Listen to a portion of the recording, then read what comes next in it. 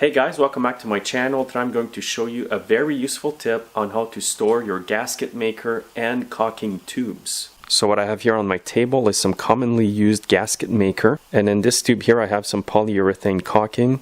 And as some of you guys know, when you put these away and then you go to use them again, you may find that the stuff is all hard at the end when you take the cap off, and this makes it really hard to get the gasket maker out of the tube. And my tip today, guys, will prevent that from happening so that when you go to use your gasket maker, it's going to come out easily out of the tube. And basically my tip for that today is just keep yourself a tube of Vaseline in your shop. And I must say, when people see a tube of Vaseline in my shop, there are a lot of questions that do come up. And here's a tube of Dirko, by the way, guys. I did apply some Vaseline at the tip when I put it away. And I just want to show you how easily it's going to come out. So when you take it out, you're going to see a bit of Vaseline at the tip. And this is what protected your gasket maker all along from drying up right at the tip here. And again, I'll just squeeze out a little bit more. And now the trick to storing it properly with the Vaseline, guys, is to squeeze some in the cap. You can also use grease instead of Vaseline, but I find the Vaseline is much easier to clean. And make sure to use enough. Then you just basically shut the cap with the Vaseline like this.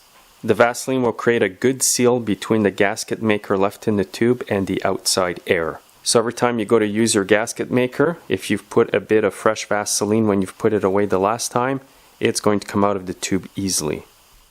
And again, here's another tube of RTV silicone that I put away a few months ago with some Vaseline. And you can see it's coming out quite easily. I'm just going to put the cap back on.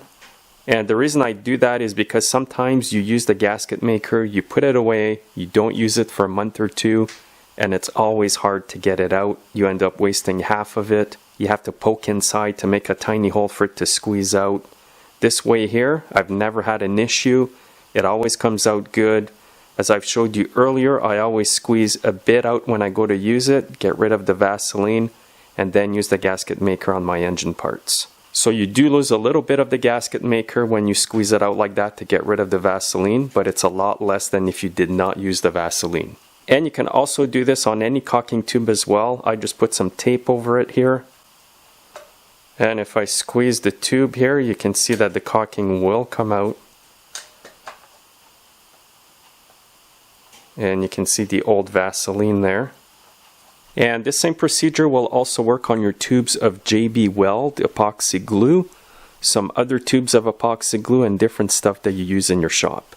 So for just a few bucks, guys, you can keep a tube of Vaseline in your shop or some grease and use it in the way that I showed you in this video. It's going to make your gasket maker tubes last a lot longer. So as you guys know, it's very annoying that when you go to use your tube of caulking that it's all stuck and dried at the top. And that's why I made the video, guys, because it's been a huge pet peeve of mine.